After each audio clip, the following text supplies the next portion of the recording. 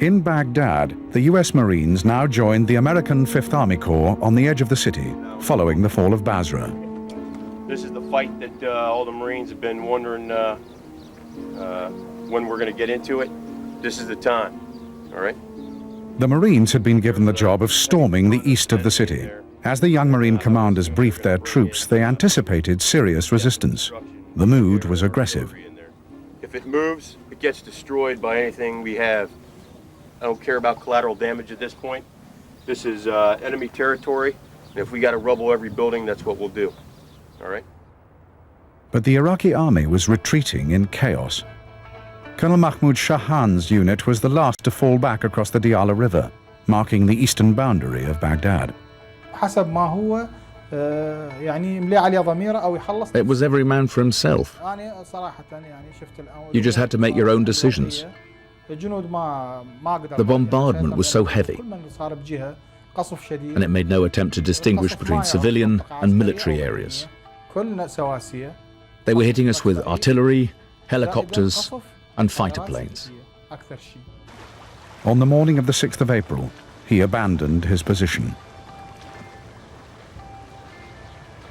I got into a civilian car and I just went home. I left everything behind.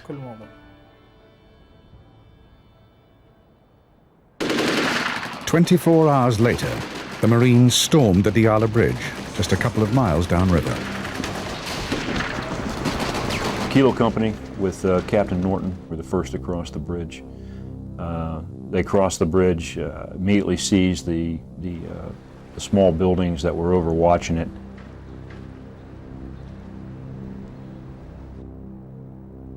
I'm not totally sure how much incoming fire. I think for the most part the Iraqis had left that morning. I think there was sporadic fire coming across.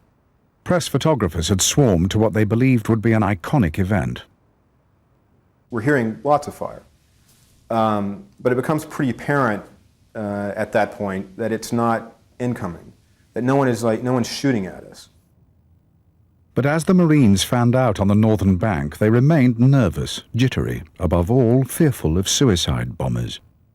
Just at that moment, Wassan Juwaid was setting off from central Baghdad. She'd spent a day with relatives and was returning to her home close to the Diyala Bridge.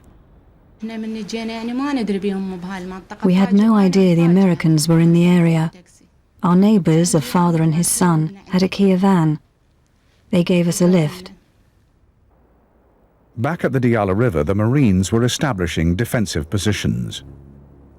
They followed the American military doctrine of force protection, which puts the security of American personnel above all else. They were dug in, their guns pointing down the road towards Baghdad. You're not going to stand out there in a road guard vest and stop vehicles and search them. This isn't, Northern Ireland. Okay, this isn't a police post. This is combat. Once more, the Marines were surrounded by photographers. The first vehicle they saw was Wassan Juwaid's. The first vehicle to come through was a blue minivan. We got to, say, about 7 or 8 city blocks away when the Marines saw it. They start to scream and they start to say 800 meters, 600 meters. And then everyone else then fires in unison.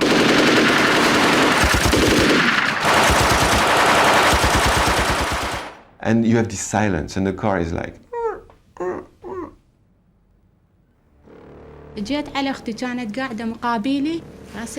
My sister was hit straight away. I rushed towards her, but she'd been shot in the head. The driver and his son were shot too. The son, poor thing, didn't die immediately. There was blood spurting onto the back seat and onto the window. I looked down at my finger and saw it was dangling, almost cut off. Another finger had been blown off completely. I saw an American soldier coming towards the car. I pretended to be unconscious. As she lay in the van, more cars drove into the American guns. It was only later the photographers were allowed forward to take photos. Almost all the victims were civilians. There was an elderly man that had been shot that was with a cane. He was walking with a cane. He'd been shot on the right side of the street.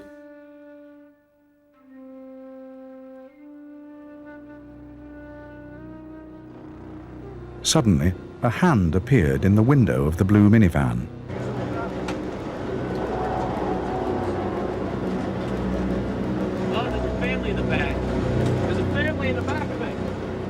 Wassan and another survivor had sat there all night long, next to the bodies of their dead relatives, too terrified to move.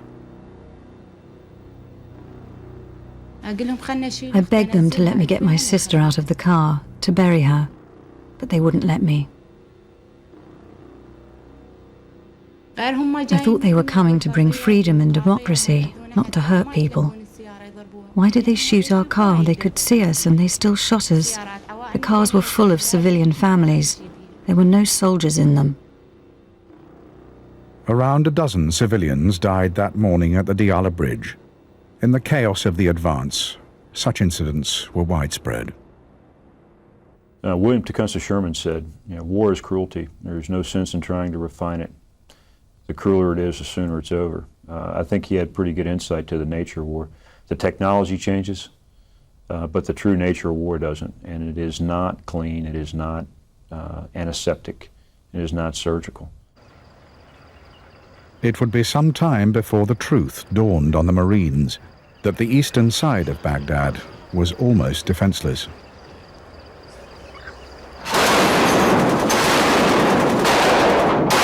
In the west of Baghdad, it was a different story. There, the 3rd Infantry Division had a fight on its hands. You had everybody fighting, because you had to. You had the staff guys fighting. You had the support platoon fighting. You had the medics fighting. Following the success of his first Thunder Run, Colonel Perkins had devised an ambitious battle plan to seize the Iraqi capital in a single day. Baghdad's the center of gravity, and if the city has fallen, then all hope is lost. If I'm in the city and I stay there, the war's over. He'd headed straight downtown for Saddam's palaces, spreading panic among the Iraqi defenders. But he'd taken a huge risk. If the Iraqis could cut his supply lines, he'd be stranded. And it was on these supply routes that the Fedayeen now concentrated its attacks. We get attacked from one position, and we hit them back hard, and then another one would hit us, and then we'd hit them back hard. Well, they outnumbered us. The fiercest fighting was on Route 8, at a road junction codenamed Objective Curly by the Americans. It was chaos. We knew that we were outnumbered, we knew we were surrounded, we knew that we had walked into a well-executed and well-planned ambush. We were fighting for our lives.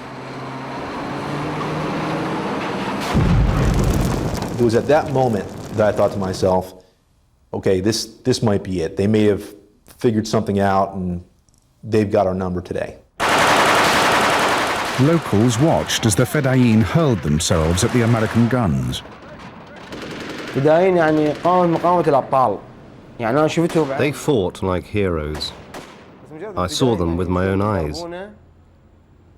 They'd run down the street, throw themselves to the ground, put a rocket in the RPG and fire, calling out for holy war.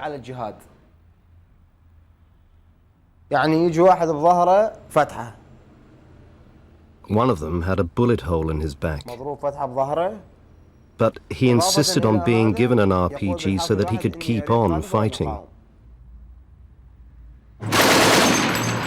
Once more, civilians were caught up in the fighting. Good people stay home. So the people that are out there watching you, they don't need to be out there. They're not typically innocent people. Iraqi civilians saw it differently. We heard someone shouting, "My father's head's been blown off."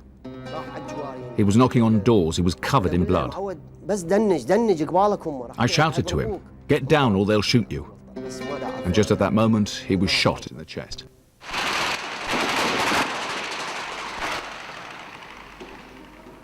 Ahmed Wahid and his family were fleeing the Marines at the Diyala Bridge when they drove directly into the fighting at Objective Curly.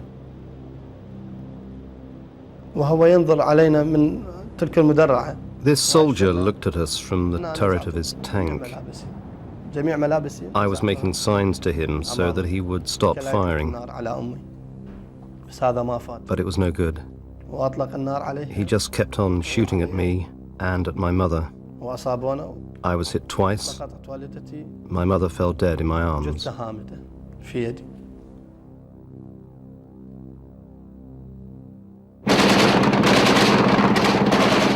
By midday, the resistance was flagging. Colonel Perkins felt able to order his supply convoys to run the gauntlet up Route 8.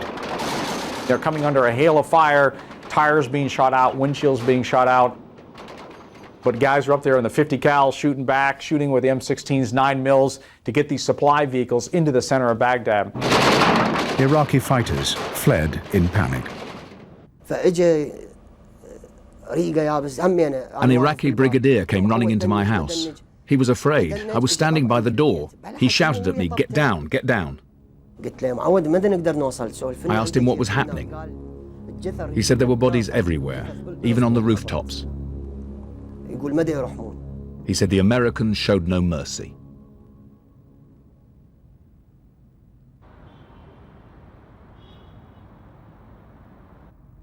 Colonel Perkins would spend the night in Saddam's palace. I knew that, the tide had turned on this war. In other words, that we were in Baghdad, and there's probably no way that they could kick us out of the city. 19 days after crossing the Kuwait border, less than a week after the breakthrough at the Karbala Gap, the Americans had penetrated to the very heart of the regime.